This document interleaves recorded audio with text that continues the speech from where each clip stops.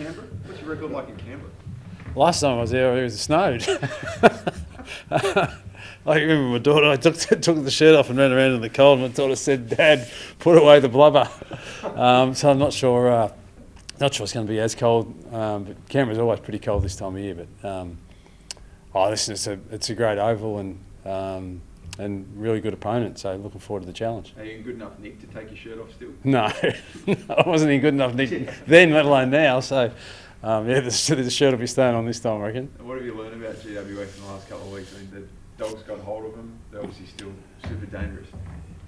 Yeah, listen, they've been a good side for a long period of time, and Toby's back, probably their most decorated player, so that makes it a little bit tougher for us. But they would have been really disappointed with their performance last week against the Western Bulldogs. But it's funny, isn't it? In July, August, some results just come from nowhere, and that one no one predicted. You might have predicted the Dogs might have won, but never by 15 goals. So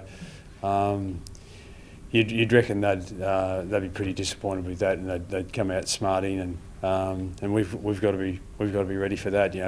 We'll prepare for GWS's best, and we know their best is a hell of a lot better than what they showed last Thursday night.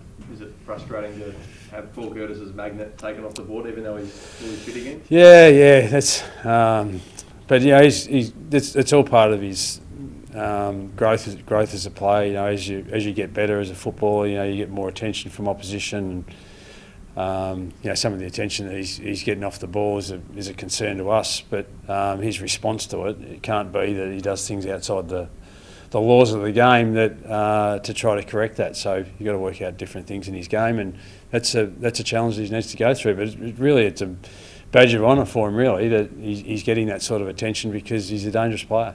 So have you had to raise that with the AFL, or do you think that he's being unfairly targeted by opposition because of how good he's been?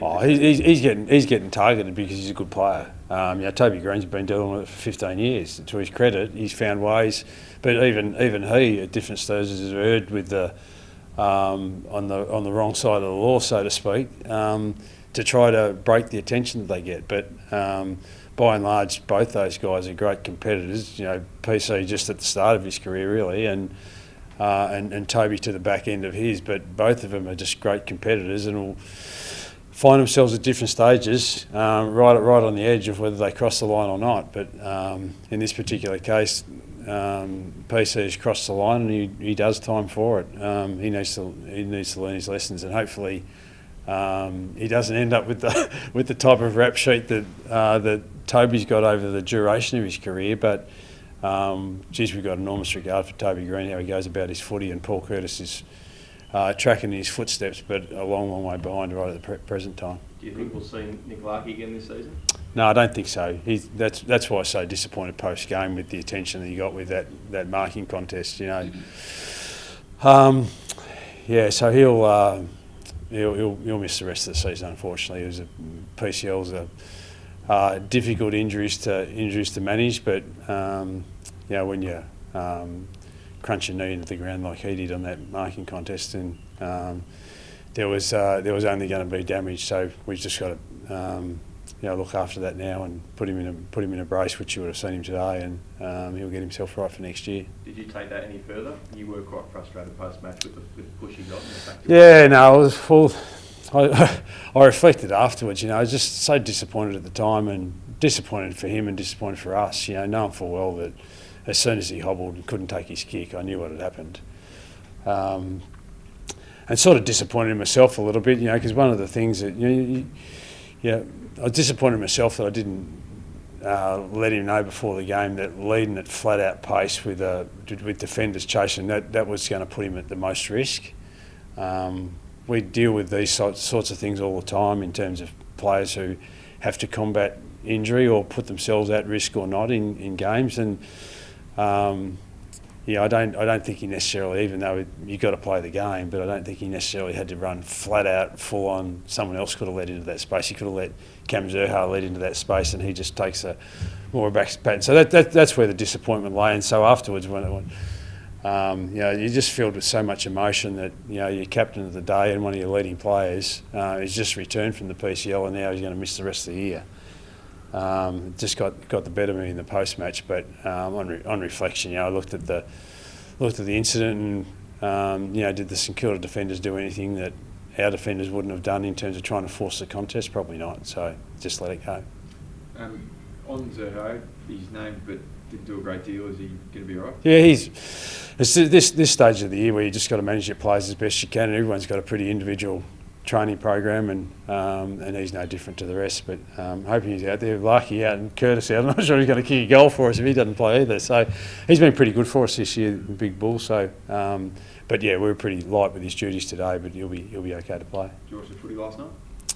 Yeah, went to the footy last night. Yeah. So 70,000 people at the MCG on a Thursday night. So it's coming up to that special time of year where the really, really good sides are going to be playing together and against one another, and it's a great opportunity for our coaches and some young players that are trying to learn about the game and see these great players running around for both those sides last night and what they do to make them into good teams and good footballers. So enjoyed the contest. We took off just after half time. The Hawks played fantastic footy, and the game was nearly dusted. Although you can never say that against Collingwood because they've been such a great side at coming back. But good time of the year. Just on that, took a couple of young guys with you. Durs was there with you as well. What was the nature of taking him to the footy? What did you want him to learn out of that? We just identified some players in the opposition side that,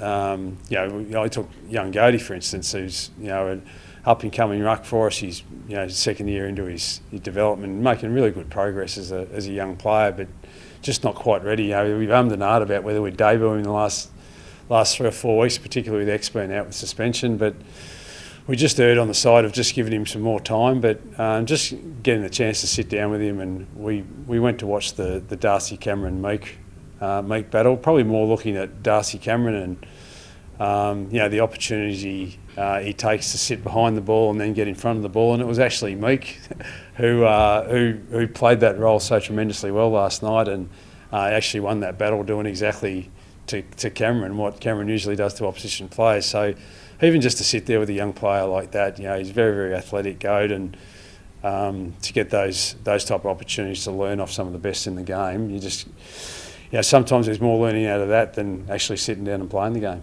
I was just ask on you mentioned a few times over the last few weeks the outside hysteria about where you should be and where you're getting to. What's in your mind is a realistic expectation that fans should have heading into 2026? Where do you think the club is at and where should they be at?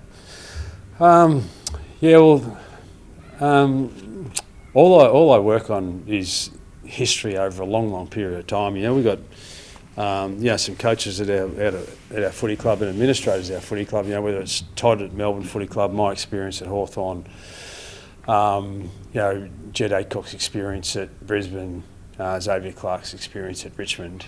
They've all been very, very different, but and then you observe a team like Adelaide who's done it from last year to this year, but it hasn't been from last year to this year, it's been from 7 years ago. They haven't played finals since 2017. So it just takes some time, and when you spike and it jumps up for you, no one ever really knows. And we all hope that it's going to be really, really quick, but inevitably sometimes it just takes a little bit longer. And I would have loved to have been a little bit quicker than what it is at the present time, but there's just all heaps of reasons why that doesn't happen. And I've been looking at the two sides last night. You look at the Collingwood defence, and you look at the Hawthorn defence, and you look at how much experience is in those back ends. And I look at our defence, and there's 5 guys in our 7 players that play regularly in defence that have played 30 games or less. So that just, some of it could do with injuries, but some of it is just playing together for a long, long period of time and understanding one another's patterns and the trust. It just takes a long, long time to build. And some sides are really, really fortunate, like a Geelong, who only bring in a Connor O'Sullivan that's one missing piece. Young bloke comes in and he sits amongst 6 really experienced blokes. But when you've got 5 inexperienced blokes all trying to just wonder, is the left arm going to move at the same time as the left leg moves? It doesn't always just gel together as perfectly as you like. So it just, you just know that it takes some time, and that's what we're trying to caution the football world and our fans and everyone, is that we know that it's hard yards. We knew that coming in, but it could spike really, really quickly too, particularly if things like your back end, like we've played, even the opponent that we're playing this week, GWS, you look at their back end, which is probably the strength of their side. You look at the back end and they've all played a hell of a lot of footy together for a long, long period of time, and that's why they're a high quality side, and every side in the competition that wants to seriously challenge, whether it's Brisbane, whether it's Collingwood, whether it's Hawthorn, their back end is particularly strong, and that's been the one part of the ground that we haven't been able to really stabilise in the 3 years to date. And so when we can, we'll be a better footy side, but we need to stabilise that area of the ground, and they're getting more exposure and they're getting better with each game that they play, but it just takes some time. Is it criticism fair, Clarko? It seems like it's gone louder in the last month or so, just about the direction. Like, just from your point of view, do you think it's on the money? Well, we're in the wins and losses game. We understand that, and ultimately we can't still be sitting here in 12 months' time, 2 years' time, just singing the same sort of song about just be patient, because at some point in time it has to spike for us. But we're making some progress, including last week's game. With 30 seconds to go, we're with ball just bounces just in our favour, we're running into an open goal and winning that game by 3 points. So you see what happened the week before with the St Kilda Melbourne game. So we know we've been in a hell of a lot more games of footy this year than what we were last year, and so we're making progress in certain areas. But ultimately, from an outsider's point of view, say, well, yeah, the criticism's justified because you're not winning enough games of footy to this point in time. But geez, I just sat and watched from afar, and knowing full well, having lived in Adelaide for 4 years, just what the media pressure can be like for the Port Adelaide and Adelaide footy clubs. But last 2 or 3 years, Adelaide is getting hammered, absolutely hammered. And now they just sit back and just laugh at them all because they're sitting on top of the ladder. We just know with the experience that we have in the game that patience is a pretty important virtue, and we'll just hang in there, knowing full well that that at some point in time it does need to spike for us, and I can assure you we're working pretty hard to find that spike.